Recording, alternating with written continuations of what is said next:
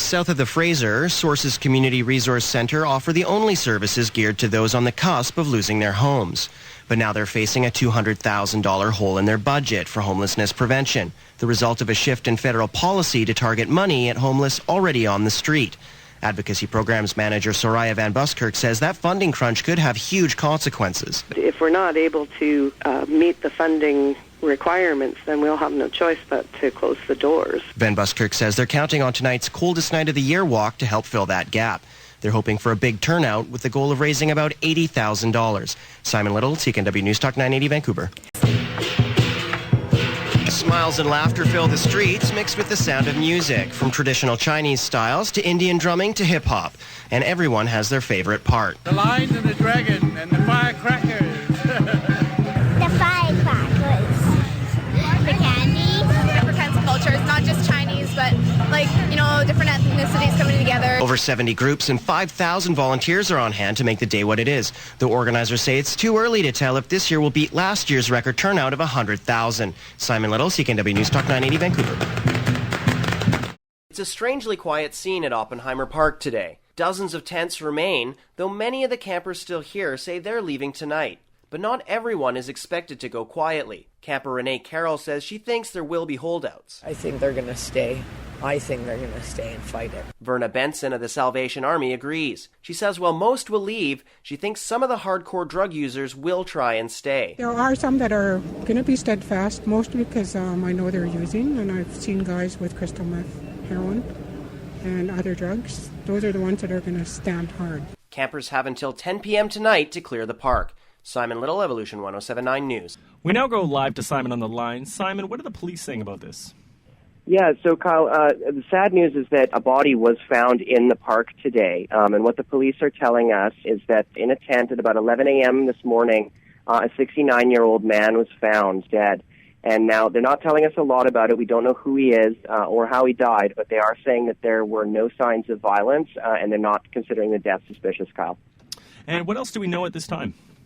Well, I talked to one man down at the park who was living in the park, and he knew the gentleman. He said he was an old-timer who'd given up his home to come down and live in the park and support the campers. Now this man I spoke with, he said he believed that the man had been possibly dead for several days, as there was a notice from the Pivot Legal Society distributed last week, still pinned to the tent. Now, and so I just got off the phone with Kevin Hollett of the Pivot Legal Society, and he says, we should not rush to judge the camp based on the situation. We don't know how the man died, but it does highlight the dangers of living outside. All in all, though, it's a very sad way to cap the week as the city moves in to break up the camp tonight, Kyle. Parliamentarians remained locked down in the House of Commons well into the dark hours as police worked to discover if there was a second shooter in today's attack.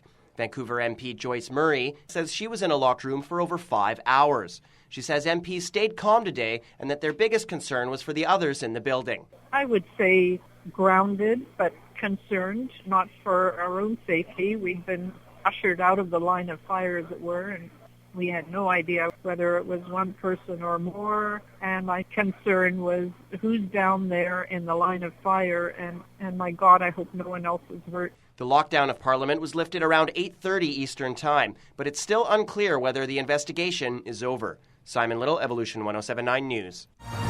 Good evening, I'm Simon Little with your Evolution News to 9.